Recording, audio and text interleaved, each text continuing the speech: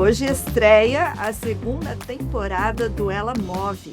A minha entrevistada é CEO e fundadora da maior franquia de pipocas do Brasil, chefe de cozinha, jornalista, palestrante, produtora de conteúdo e porta-voz do empreendedorismo feminino e negro. Hoje, o Ela Move recebe a mulher que transformou pipoca em um grande negócio, Elaine Moura. Elaine, você se identifica com esse resumo, com essa introdução? Oi, Angélica. Bom, acho que a minha equipe caprichou muito nessa introdução aí, viu? É muita coisa, mas quando a gente vai falando, a gente se reconhece. Sou multitarefas mesmo e assim, sou apaixonada no que eu faço. Acho que eu respiro empreendedorismo e tenho muito orgulho de ser da terra, de criar um produto da sua simplicidade máxima e realmente ser referência no nosso país. E de onde surgiu a ideia de transformar a pipoca, que é algo tão comum, né, no nosso cotidiano, em um produto gourmet? Eu acho que é a grande sacada do empreendedor é realmente conseguir extrair o melhor do simples. E eu acompanho muitos empreendedores e eu vejo a dificuldade que é, as pessoas ficam esperando ter uma mega ideia, algo muito diferente, e às vezes falta o simples bem feito. E foi daí, foi de fazer uma coisa que eu sempre gostei, eu sempre fui apaixonada por pipocas, eu sempre inventei receitas de pipocas em casa, com temperos, com doce, salgada, e aí foi daí que surgiu, criar um produto com identidade. Eu queria ter, como chefe de cozinha, eu queria ter um produto autoral. E aí foi pipoca essa inspiração para ter apenas um docinho simples para presentear amigos e clientes. Começou a fazer em casa para presentear amigos e clientes, e aí quando é que veio o start que falou assim: "Gente, isso pode ser um negócio"? Olha, eu acho que eu troquei o pneu com o carro rodando, sabe, porque realmente a ideia surgiu, na verdade, dentro do meu buffet. Eu tive um buffet aqui em Goiânia por 19 anos, e dessa minha jornada eu fiquei buscando criar um presente autoral. Eu fazia doces com frutas comuns, doces de Goiás, né, assim, receitas da minha avó, da minha mãe, e eu ficava incomodada porque aquela não era a minha identidade. Por mais que contasse muito da minha história, não era uma receita que eu tinha criado. Então eu comecei a desenvolver receitas com pipocas para presentear clientes do meu buffet. E aí, quando as primeiras pessoas ganharam esse presente, ele não tinha um nome, mas já tinha um slogan que a gente carrega até hoje, que é uma porção de felicidade. E as pessoas recebiam isso com tanto afeto, elas pediam para comprar. Aonde que eu tenho mais? Eu quero comprar. E quando eu comecei a ouvir isso repetidas vezes, um belo dia me deu um start, isso pode ser um negócio. "Se Então querem comprar, não foi nada eu vou planejado. vender". Aí você começou a vender. E aí quando é que foi o start para falar assim: "Esse negócio tem potencial, eu não preciso ficar aqui no varejo, posso escalonar, posso sair de Goiás". Como é que isso aconteceu? A jornada dentro de gastronomia é uma jornada meio complexa, assim, eu acho que eu entendia que eu trabalhava muito e dependia muito da minha imagem, dependia muito do meu tempo. E quando eu começo a servir mesmo essas pipocas nos eventos, porque aí isso virou um produto do meu buffet. Uhum. Então colocava um carrinho de pipocas, virei sobremesa de vários eventos, virei welcome de várias festas, casamentos, enfim, lembrancinha. É um produto muito versátil, né. Então quando eu entendi que isso poderia ter escala com um grau de complexidade baixa, eu comecei a olhar para isso numa possibilidade de negócios. E 2015, esse ano foi 2014, um ano depois, assim, uns 8 meses depois, 2015, eu fui convidada para assinar as festas da Casa Cor, aqui de Goiás. E ali pude experimentar as pessoas comprando o meu produto. Ali eu entendi essa dinâmica do varejo, que era muito diferente da dinâmica de serviços que eu tinha de buffet. Então foi meio que um experimento ali durante 40 dias de mostra, e a gente meio que fazia, produzia e vendia, não sobrava. Então quanto mais a gente produzia, mais a gente vendia. E aí muita gente, olhou para isso, para a experiência. Eu venho, por conta do buffet, eu venho com uma jornada de mercado de luxo, de cuidado com detalhe, de gerar experiência no consumidor. Então eu peguei toda a minha bagagem e coloquei nesse produto simples. Então era uma food bike muito charmosinha, com promotores treinados, com uma fala muito estruturada do produto, muito carinhosa, muito afetiva, gerando degustação nas pessoas que passavam ali no evento, e a gente conseguiu muita mídia espontânea. E uma delas foi capa do jornal aqui de Goiás, e o título foi Vossa Alteza Pipoca. Como que ela criou uma pipoca um produto na sua simplicidade máxima e transformou isso numa iguaria.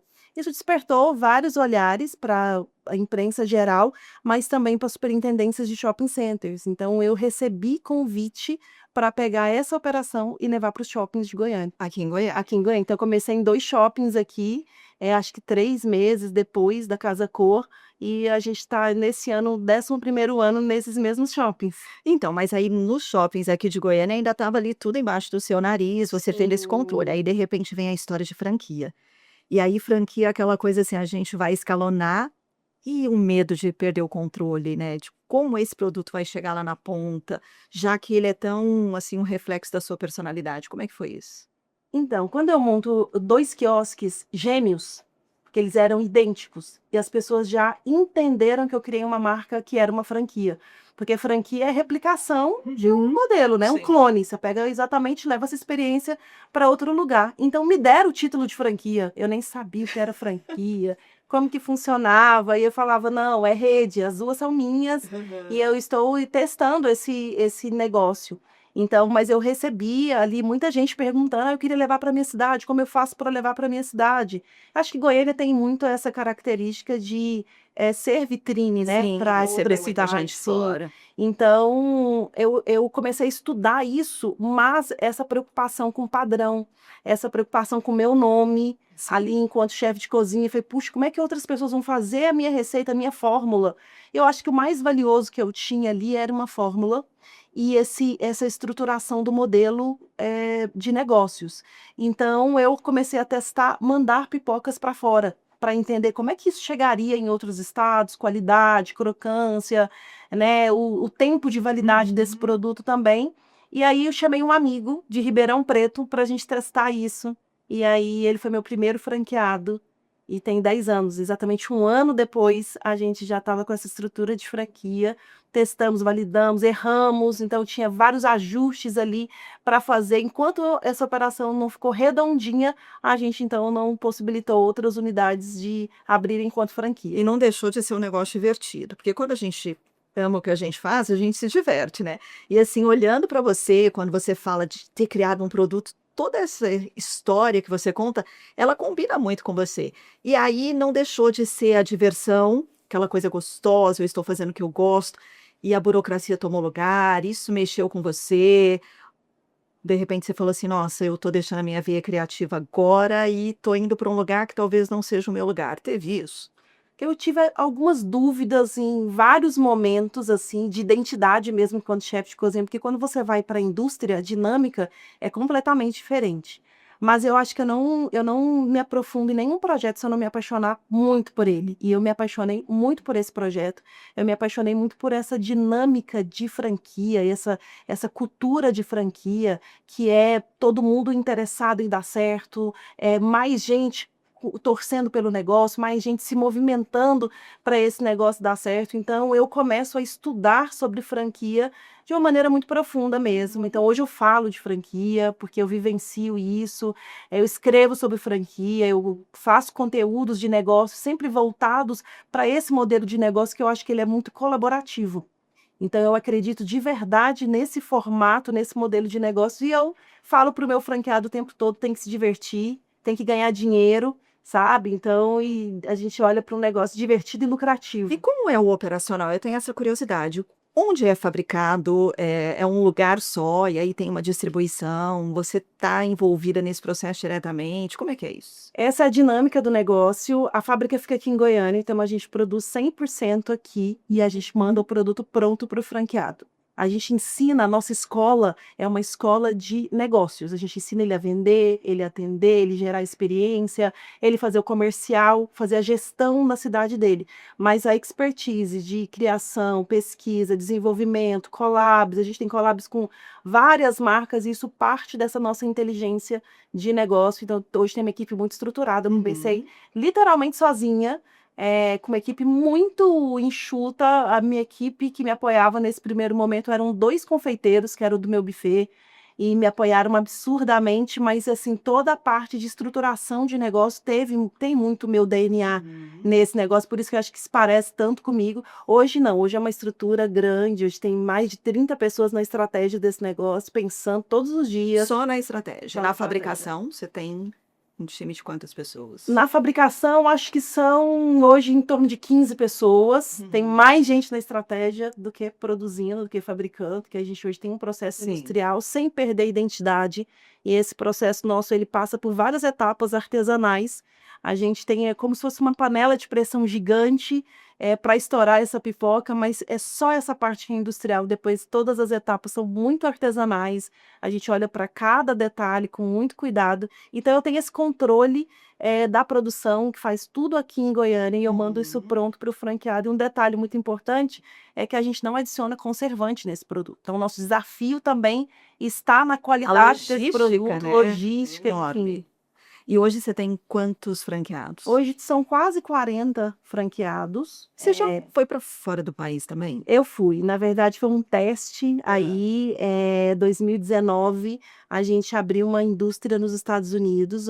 Uma sócia me convidou, ela tinha negócios lá, restaurante, enfim. E aí veio pandemia e a gente recalculou a rota. Hoje, nossa estrutura aqui, ela está pronta para exportação, mas a gente fechou a fábrica na Flórida. E aí a gente entendeu que a gente tem um mundo para a gente conversar. A gente não precisava conversar só com os Estados Unidos. As políticas estão um pouco complexas agora, mas daqui a pouco isso também muda.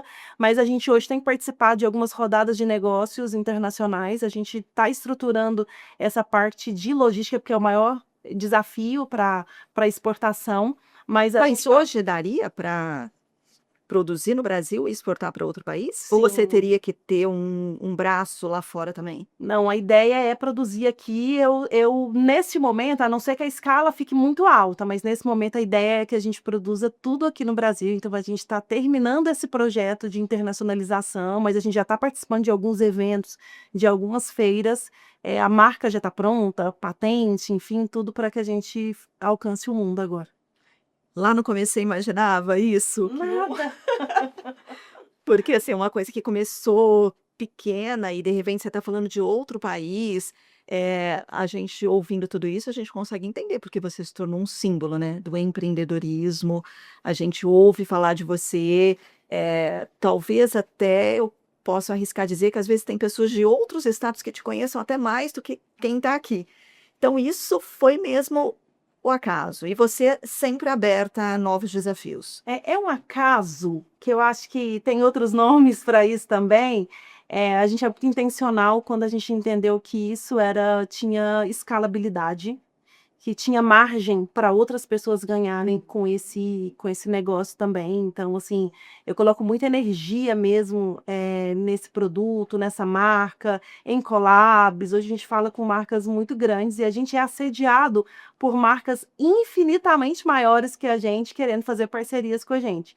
Então, eu realmente vivencio muito isso. Eu acho que por isso que as pessoas me olham como referência de empreendedorismo, porque eu vim do absoluto zero e um dos modelos de se escalar rápido é franquia.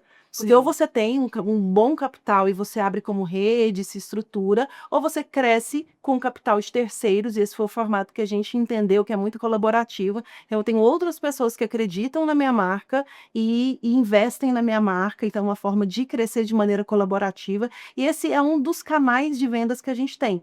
A gente tem outros canais de varejo, hoje o Popcorn Gourmet é encontrado em algumas redes de supermercado, redes de cinemas, e-commerce, enfim, tem outras plataformas que a gente utiliza para vender. Então, no canal de franquia, a gente se tornou referência, porque monoproduto é um grande desafio também. E quando eu abri isso há 11 anos atrás, quase 11 anos atrás aqui em Goiânia, muita gente me chamou de maluca. Como assim você vai montar um negócio que somente pipoca? Né? Então, a gente conseguiu mudar um pouco do conceito de pipoca no Brasil. Sim, nunca foi só pipoca, né? Exatamente. E aí, quando você fala que quando a gente pensa em vender mais, a franquia é um caminho óbvio, ele é óbvio, mas ele não é fácil. Né? Você se dedicou e tudo mais. E como fazer com que a qualidade e a sua identidade se mantenha num processo que eu sei que quando a gente fala aí de uma década, a gente fala assim, uma década é bastante tempo, mas foi uma ascensão, ele cresceu relativamente rápido, né. Como é que você faz isso? Como é que você controla de forma que a sua essência não se perca? Você já me explicou que a fábrica é aqui, e aí mas acontece que quando a gente vai crescendo, a gente vai precisando de outros colaboradores, de outras estratégias. Como é que você se faz tão presente assim? A gente está Viaja muito? Como que é o seu dia a dia? A gente está passando exatamente por uma fase de inovação tecnológica, então franquia é uma escola, então você vai transferir know-how e você vai ensinar pessoas a gerar experiência no consumidor. Então essa é o grande segredo de franquia. Então a gente tem uma escola de negócios, onde esse onboarding ele acontece de maneira muito estruturada, todos os franqueados precisam vir para Goiânia, conhecer nossa estrutura de fábrica, participar de vários processos, ter, assim, o DNA de popcorn na veia mesmo, sentir o cheiro, sentir a parte de produção para que ele tenha muitas informações, porque hoje é tudo muito público, então muita gente sabe dos sabores que a gente vai lançar, aonde eu viajei, o que eu fiz, né? Hoje redes Sim, sociais sim. aproxima muito do público, mas o meu franqueado, ele vê os bastidores do negócio, então ele entende como isso funciona na essência. Então é uma escola, ele vem para Goiânia, conhece fábrica, processo de produção, aí ele vai para uma unidade e ele vira um vendedor dessa unidade. Pode ser ele médico, juiz, empresário, até a prefeito de cidade já apareceu aqui e a gente fala, amigo, você vai ter que vender pipoca.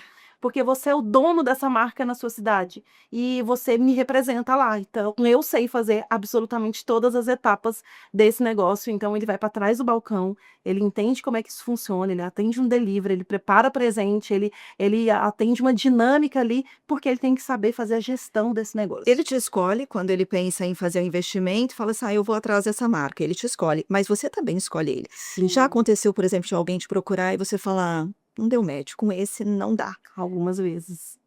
Eu acho que hoje a gente mais declina do que aprova candidato, do que aprova ponto também, porque tem um segredo aí de encontrar o ponto certo.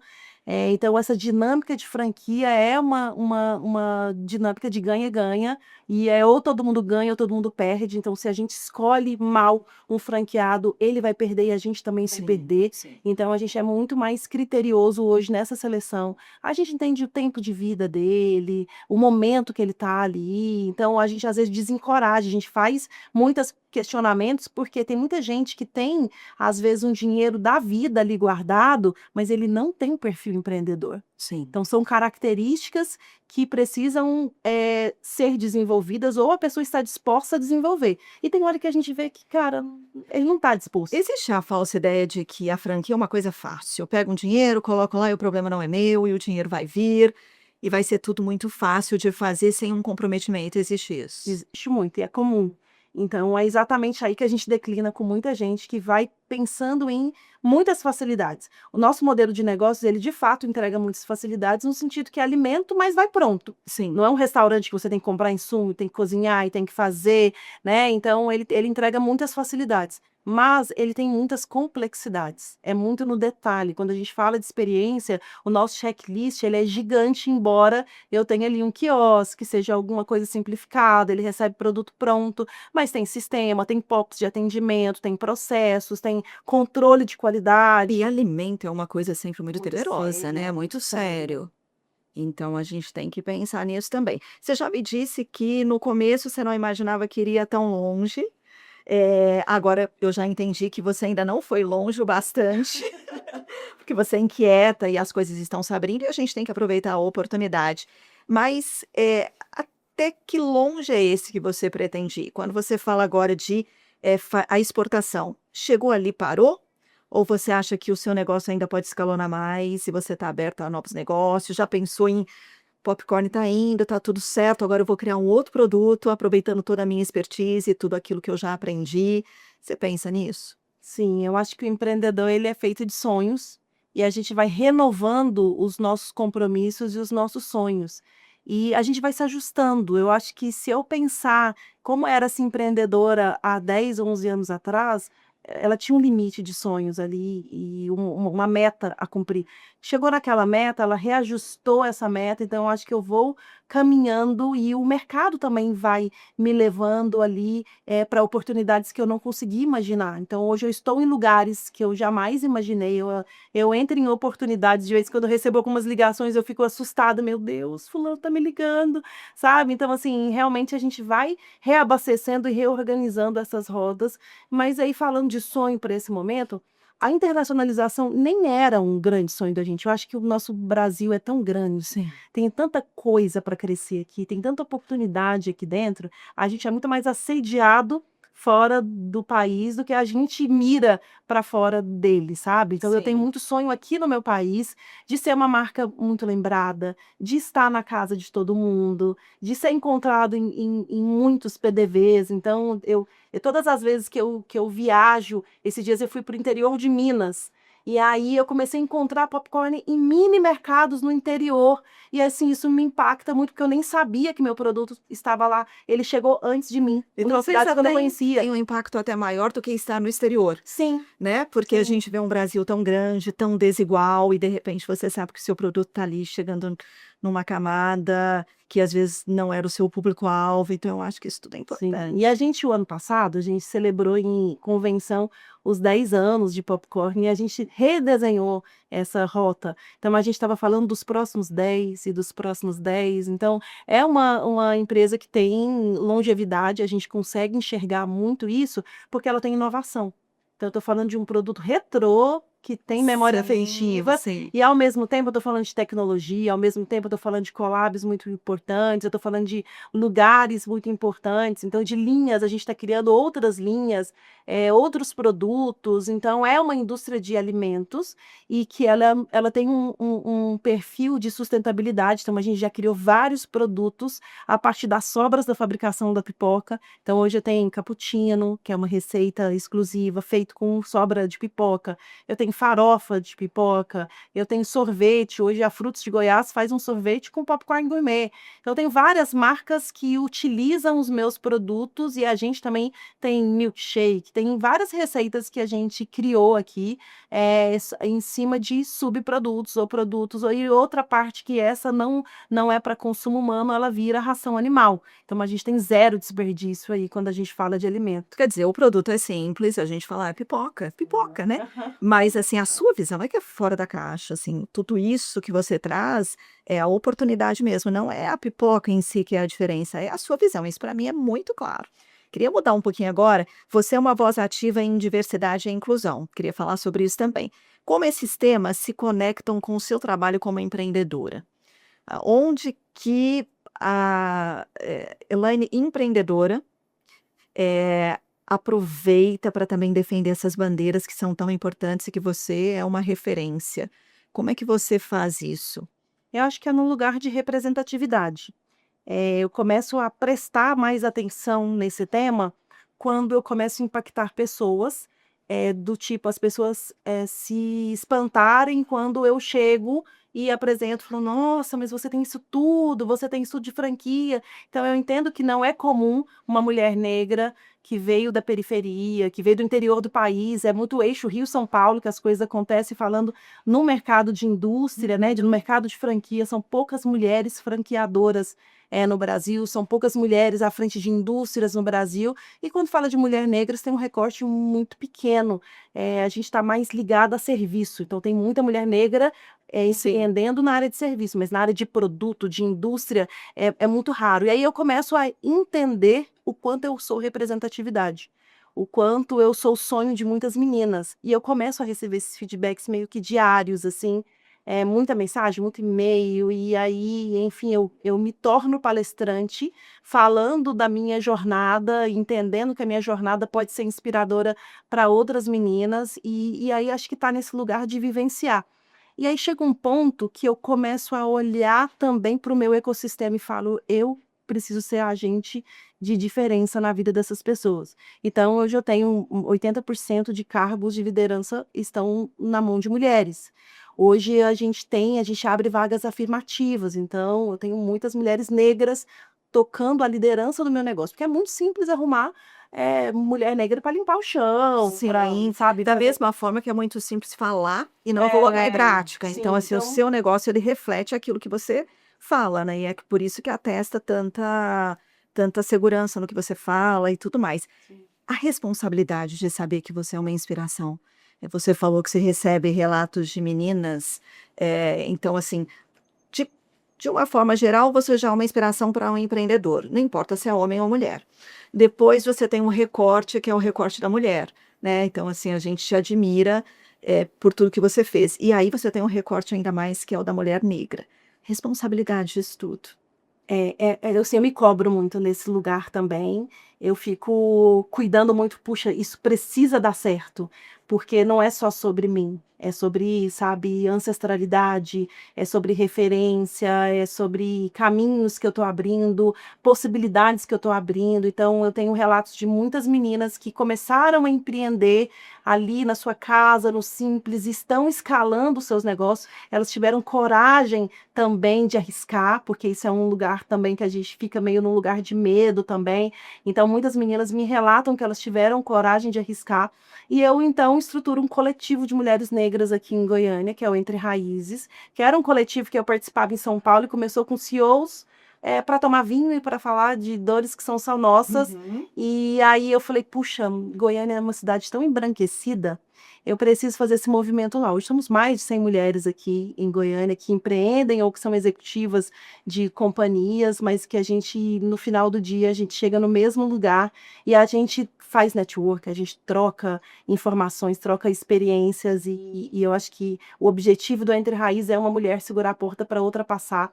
Então eu também começo a me ver em outras meninas e eu fico, meu Deus, se eu tivesse tido acesso a essa informação com a idade que essa garota tem, eu teria a chance de voar muito mais rápido.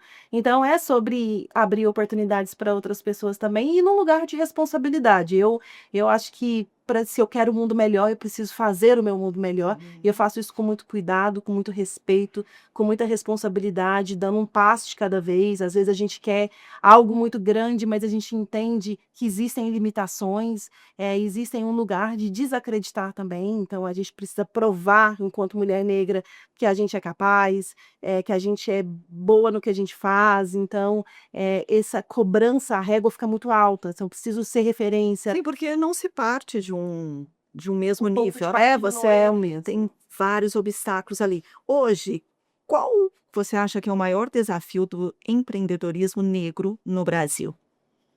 A falta de crédito, sem sombra de dúvidas, isso é super provado que essa possibilidade de crédito para uma pessoa negra é infinitamente menor. Que duplica quando a gente fala de mulher, né? Exato. Na temporada anterior, eu entrevistei a Vera Lúcia do Sebrae, então, um trabalho lindo que ela faz também voltado para mulheres, e ela falou justamente sobre essa questão do crédito, porque Sim. para a mulher ainda é mais difícil conseguir esse crédito. Sim. E aí você traz essa questão e aí a gente potencializa por dois, né?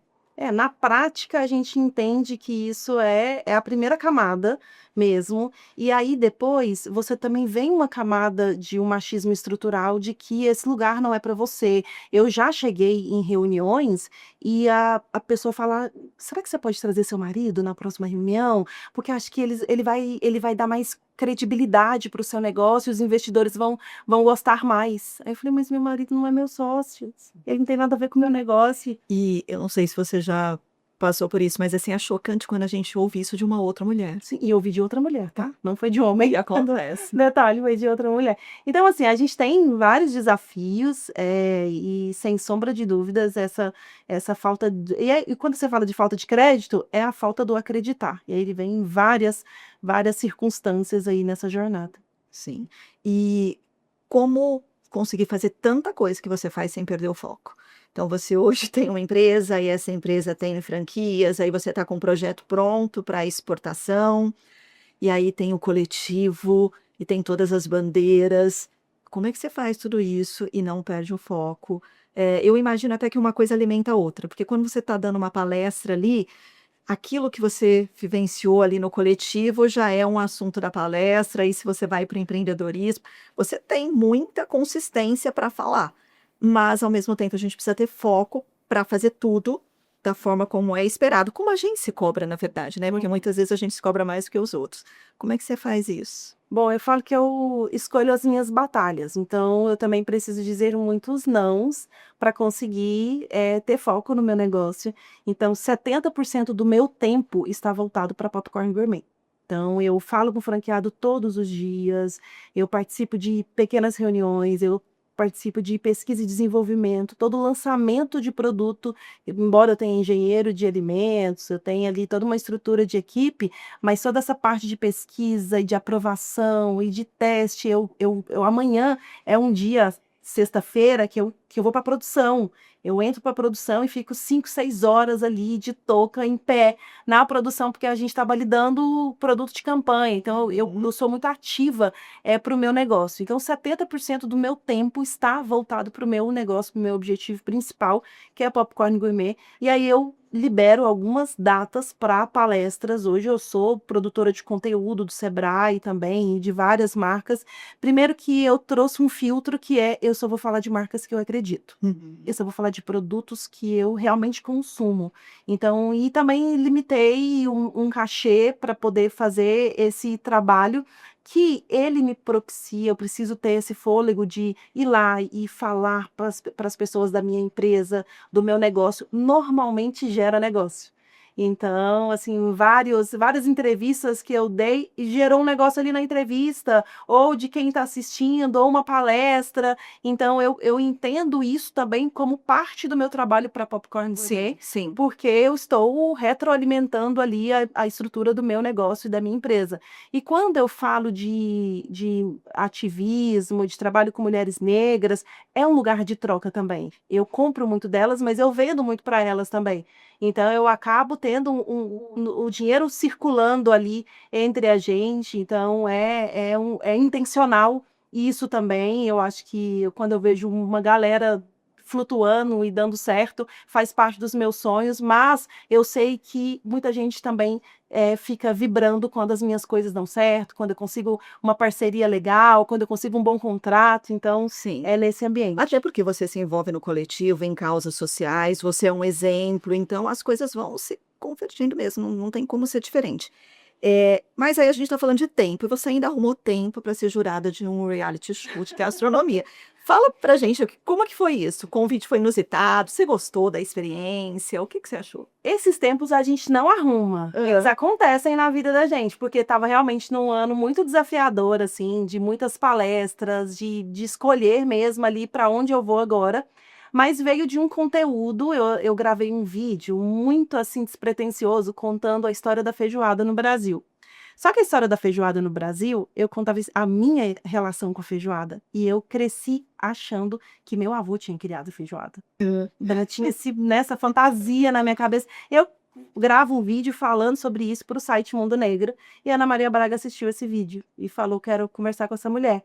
Então, o primeiro contato foi muito engraçado, porque a minha filha, Mariana, é coordenadora de marketing. Eles entraram em contato com ela: mãe, Ana Maria Braga quer falar com você. Aí a gente brincou: fala pra Ana que eu vou pensar. Então, assim, a gente não arruma tempo para isso, né? A gente se coloca nesse Aproveita as lugar, sim, oportunidades. porque é uma baita de uma vitrine, e eu acho que também é um lugar tão inacessível para pensando na minha realidade, que eu tenho certeza que ali eu estaria representando muita gente também. Sim.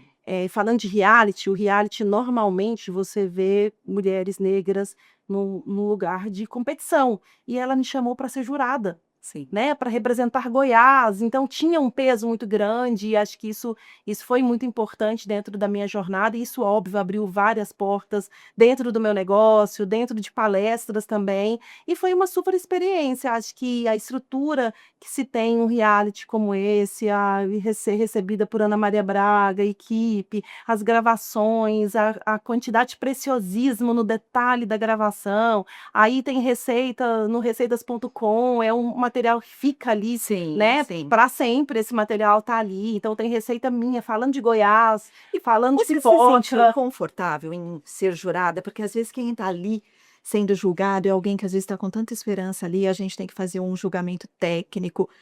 Você conseguiu? Porque eu vejo assim, quando fala que você se envolve no coletivo e você pensa muito no outro, eu vejo uma mulher que tem muita empatia. Foi difícil? Olha, eu acho que a primeira coisa que eu trouxe foi: eu vou ser muito honesta e eu vou ser eu ali dentro desse julgamento, porque quem está sendo julgado, e eu já fui julgada, né, então já passei por várias provas, enfim, então eu tentei ser acolhedora com essas pessoas. E eu tenho, tipo, os 5 participantes se tornaram meus amigos, assim, da gente se encontrar, da gente sair para tomar um drink, enfim, de eu recebê-los na minha casa, justamente por esse meu senso de cuidado com as pessoas, e eu pontuei erros, mas eu não pontuei de maneira cruel ou querendo desapontar ou querendo diminuir alguém. Eu não quis me promover dentro desse lugar, porque eu acho que não era sobre isso, era muito mais pessoas comuns cozinhando também, então eu não precisava ser técnica aquela pesada, enfim. Eu estava falando, tipo, sonhos de pessoas comuns que amam cozinhar e que tinham o sonho de conhecer a Ana Maria Braga. Então era uma coisa muito leve, assim, e o briefing do programa veio de maneira muito leve também. Então eu recebi a equipe toda na minha casa, a parte das gravações foram dentro da minha casa, então, assim, eu me vesti de Elaine, eu me vesti de filha da Dona Ivone, do seu Osvaldo, da minha simplicidade, da minha realidade, e recebi essas pessoas com sotaque goiano. Que é o que você é, né, que te Sim. trouxe até aqui. Quando você olha, assim, nesses últimos anos, principalmente depois da Popcorn, o que mais te dá orgulho ou uma satisfação, né, porque talvez orgulho seja uma palavra, assim, que fala: "Ah, eu estou me botando num lugar de superioridade", mas uma satisfação pessoal mesmo. A Elaine empreendedora, a Elaine que olha para o coletivo, que tem um olhar para a sociedade, que não se coloca só naquela posição: "Eu cheguei e para mim tá bom, eu quero trazer comigo as pessoas". Como que você avalia isso? Eu acho que a maturidade vai me colocando num lugar de ser inteira. Eu acho que eu já fui embranquecida em algum momento, já tive cabelos alisados, já tive a pele acinzentada por uma maquiagem que não era perfeita para mim. Então hoje eu sou autenticidade, eu sou colorida como eu sou, a minha cozinha ela é saborosa porque ela traz essência, porque ela traz vivência, ela tem muito do meu DNA. Então eu acho que eu consigo ser inteira. E quando eu olho, para essa jornada e olho para o meu produto, e olho para os feitos, e olho para os marcos, e quando eu assino um contrato, isso me traz, muita satisfação. E o que mais me traz satisfação é ver que várias pessoas vivem e vivem bem do meu negócio. Então ver outros empreendedores que também sonham, com um país melhor, com um mundo melhor, com o seu mundo melhor, com a sua família melhor. E quando eu vejo essas pessoas prosperando, isso é incrível para mim, isso me enche de orgulho, isso me enche de emoção. As minhas primas, eu me lembro bem das minhas primeiras emoções com essa marca, que foi estar no shopping e ver as pessoas andando com a minha marca, comendo o meu produto ali no corredor do shopping, então isso realmente me impacta Sério? bastante. Eu fiquei emocionada. Eu fiquei emocionada. E agora, para terminar, eu queria te perguntar, o que te move? Olha, me move tanta coisa, me move, acho que me move, ter a oportunidade de cuidar do meu pai hoje, e meu pai hoje é idoso, tem Alzheimer, e assim, meu pai é um homem semi-analfabeto, e na sua simplicidade ele cuidou assim, do meu estudo, eu estudei boa parte do meu tempo em escola pública. E aí, ver meu pai ali numa condição de que eu sei que ele tem muito orgulho de mim. E quando eu fui para o reality, por exemplo, eu pedi os enfermeiros para que ele me assistisse. E aí os relatos foram muito lindos, assim, de ver que ele, mesmo sem memória, ele tem muito orgulho de mim. E ele tem memórias, curtas, assim, e quando ele se lembra de mim, ele fala com muito orgulho. Então eu tenho esses relatos dos cuidadores de quanto ele fala, tipo: "A minha filha tá chegando, e a minha filha é muito grande, é minha filha que cuida, minha filha que comprou isso aqui". Então ele sabe o quanto ele é amado, ele sabe, mesmo não tendo uma memória recente, ele se sente cuidado, ele se sente amado, então, isso para mim é motivo, assim, de muito contentamento mesmo, poder, ter a minha família no meu ecossistema, então a minha família vive do meu ecossistema, a minha mãe trabalha comigo, a minha mãe é minha referência de vida, a minha filha trabalha comigo, e é um elo muito forte que a gente tem ali, não só enquanto negócio, mas enquanto inspiração mesmo. Eu me inspiro na minha filha Cecília, que é uma jovenzinha de 22 anos, que tem uma cabeça lá na frente falando de tecnologia, mas tem uma essência muito boa. E na minha mãe, que tem 70 anos e que agora resolveu fazer universidade. Então, Que está lindo, estudando que agora e pela lindo. primeira vez e ter a oportunidade de fazer uma universidade. Então, acho que eu vou construindo um mundo melhor para os meus também. Então, é um Sim. pouco sobre isso. O segredo do seu sucesso é isso, porque na verdade a gente batalha no público, mas a gente quer ser mesmo reconhecido no privado. É Eu acho isso. que você tem isso dentro da sua casa. Tenho. Amei te receber. Ai, muito Falei com obrigada. você antes, nos bastidores, que o seu nome foi assim, um dos primeiros que apareceram, e você sempre corrida, mas hoje deu certo, foi muito bom. Ai, Você fico muito pode feliz. voltar de novo, porque eu tenho certeza que a gente pode falar muito mais. Queria depois te receber para a gente falar muito dessa sua trajetória e diante do coletivo, de tudo isso que você faz, porque isso é muito importante. A gente, como mulher, a gente tem a obrigação de fazer isso que você faz, e não são muitas que eu conheço, e você é uma inspiração Ai, mesmo. obrigada, muito Então, obrigada. Muito vamos feliz de estar aqui com repetir você. depois para a gente falar muito desse seu outro lado. Ah, vai ser um prazer. Acho que a gente pode trazer parte do coletivo aqui. Tem muita mulher Sim. grande em Goiás, tem muita mulher referência, tem mulher exportando, tem mulher fazendo moda, tem mulher fazendo arte, tem mulher, enfim, todas as áreas grandes mesmo, assim, que eu acho que merecem ter suas histórias contadas, ter espaços para contar as suas histórias, e eu acho que é sobre realmente abrir portas e segurar a porta para outra passar. Sim, estamos aqui para isso. Obrigada.